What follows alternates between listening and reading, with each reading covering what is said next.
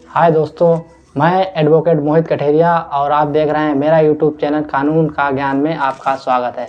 आज हम चर्चा करने वाले हैं जमानत और जमानत में चर्चा करेंगे कि मारपीट, धमकी व गाली गलौज इसमें कौन सी धारा लगती है। पूरी प्रोसीडिंग शुरू से लास्ट तक आपको पूरी प्रक्रिया के बारे में बताएंगे। जैसे कि इसमें ज़्यादातर लोगों के क्या क्वेश्चन रहते हैं उस बारे में हम चर्चा करने वाले हैं कि क्या इसमें नौकरी आपकी लग जाएगी या फिर क्या कैरेक्टर सर्टिफिकेट में क्या इसमें फ़र्क पड़ता है, आपके कैरियर पर क्या प्रभाव पड़ता है, आपके अगर ये चल रहा है मुकदमा तब क्या प्रभाव पड़ता है। ये सारी हम चर्चाएं करेंगे और जितने भी डाउट आपके दिमाग में इन धाराओं को लेकर हैं वो सारे अगर आप अंत तक बने रहेंगे तो हम सारे डाउट आपके क्लियर करने वाले हैं। तो सबसे पहले हम बात करेंगे कि धारा 323, 504, 506 IPC जो अब बदल कर हो गई है धारा 115 सबसेक्शन 2 व धारा 352 व धारा 351 सबसेक्शन 2 BNS।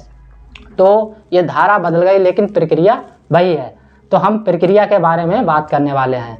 तो सबसे पहले हम बताएंगे आपको कि अगर मान लीजिए कि आप पर ये मुकदमा पंजीकृत हो जाता है, दो पक्षों में लड़ाई हुई और आप पर ये मुकदमा पंजीकृत हो गया, तो अगर दोनों पार्टी वहाँ उठ के आ गई हैं तो हो सकता है कि ये धाराओं में आपका 151 में चालान कर दिया जाए।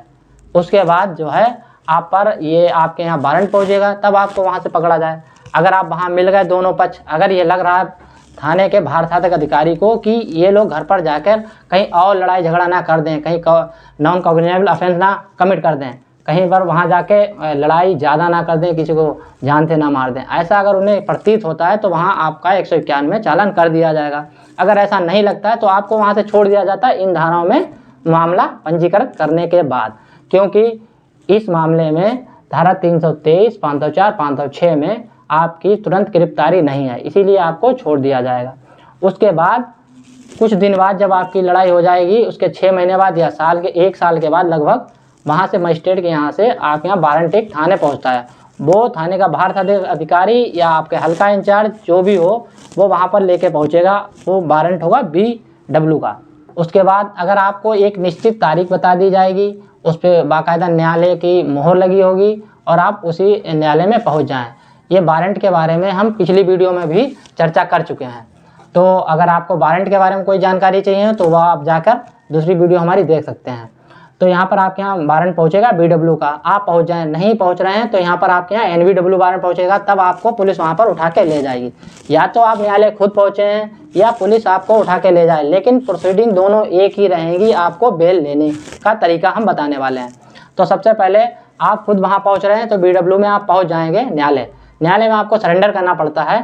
सरेंडर कर दिया आपने, उसके बाद आपकी बहस हो जाएगी बेल के लिए। बेल आपकी अलाउ हो जाएगी क्योंकि धारा 478 BNSS के तहत आपका ये अधिकार है। 7 साल के कम ऑफेंस जिसमें होंगे उसमें आपको बेल मिल जाएगी। हालांकि इस क्राइम में आपका जो सज़ा है इसमें 1 साल है और 2 साल है। तो 2 साल है यानी कि 7 साल से कम है तो आपको बेल मिल जाएगी। और आपके 2 जमानतदार वहाँ दाखिल हो जाएंगे जो कि 20-20 हज़ार या 25-25 हज़ार तक के 2 जमानतदार लग जाएंगे और आपको बेल मिल जाएगी। तो यहाँ तक की ये प्रक्रिया थी। आगे की प्रक्रिया यह है कि जब आपको बेल मिल जाएगी आप घर आ जाएंगे, उसके बाद आपकी वहाँ तारीखें लगेंगे। आप तारीख बाय तारीख पहुँचते रहें और वहाँ पर आपका आरोप बनेगा। उसके बाद गवाही होगी, उस व्यक्ति की गवाही जिसे आपने मारा तोड़ा, जिसके पास साथ आपका झगड़ा हुआ, विवेचक की भी गवाही, ऐसी कई गवाहियाँ चलेंगी।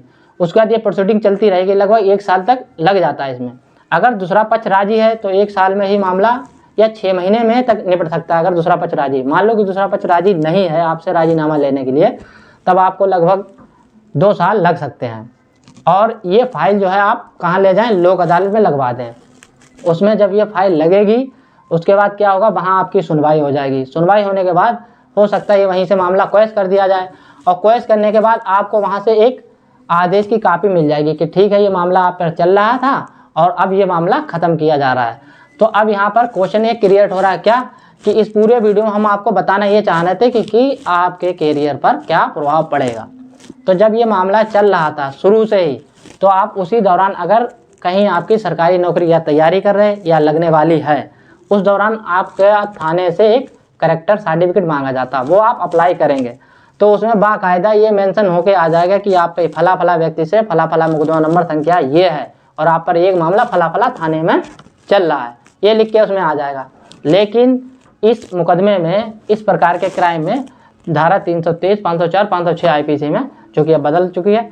तो इसमें आप पर कोई प्रभाव नहीं पड़ेगा, लेकिन उसमें मेंशन तो हो जाएगा, आपका दिखाएगा कि यहाँ पर एक मुकदमा चल रहा है। पर सरकारी नौकरी या प्राइवेट नौकरी या फिर कैरेक्टर सर्टिफिकेट में इसमें कोई भी अड़चन नहीं आ सकती। उसके बाद जब आप ये मुकदमा जीत जाएंगे, आपको एक कापी मिल जाती है वहाँ से, आदेश कापी, कि आपका मामला एक क्वैश हो चुका, खत्म हो चुका है। जब खत्म हो गया, उसके बाद जब आप ये कैरेक्टर सर्टिफिकेट के लिए अप्लाई करेंगे, तब एक वहाँ पर एक नंबर मिलता है जो आपके ऊपर आदेश की कापी के ऊपर लिखा होता है। वो नंबर वहाँ के, आप जहाँ का थाना लग रहा है आपका, वहाँ ये नंबर दे दिया जाता है। जब आप अपने कैरेक्टर सर्टिफिकेट के लिए अप्लाई करते हैं तो बाकायदा उसी थाने में वो लोग कंप्यूटर में डाल के वो नंबर देख लेते हैं कि यहाँ पर क्या क्या और इसके अलावा क्या मुकदमे चल रहे हैं, तो वहाँ पर क्लियर आ जाता है। लेकिन वो आपके कैरेक्टर सर्टिफिकेट में उससे कोई प्रभाव नहीं पड़ता, ना वहाँ पर मेंशन दिखता है। कब? जब आप मुकदमा वहाँ पर आपका क्वैश हो जाता है और आपके पास आदेश की कापी आ जाती है। तो कुल मिला के बात यह है कि इसमें आपके कैरेक्टर पर व सरकारी नौकरी पर किसी भी प्रकार का कोई भी प्रभाव नहीं पड़ता है। चाहे मुकदमा चल रहा था उस ड्यूरेशन में या मुकदमा आपका क्वैश हो गया, खत्म हो गया, उस ड्यूरेशन में किसी भी प्रकार का आपके कैरियर पर कोई भी प्रभाव नहीं पड़ता है। तो इस वीडियो में हम ये इन्फॉर्मेशन लेके आए थे कि इस मुकदमे में आपके ऊपर क्या प्रभाव पड़ेगा या नहीं पड़ेगा। इसके बाद आप इससे अच्छी वीडियो और भी चाह रहे हैं तो आप हमें हमारी वीडियो को शेयर करें, बाहर नीचे कमेंट करें कि किस प्रकार की आप वीडियो चाह रहे हैं। हम अगली वीडियो और भी लाएंगे। आप बताते रहें किस प्रकार की वीडियो चाहिए और लाइक करते रहें।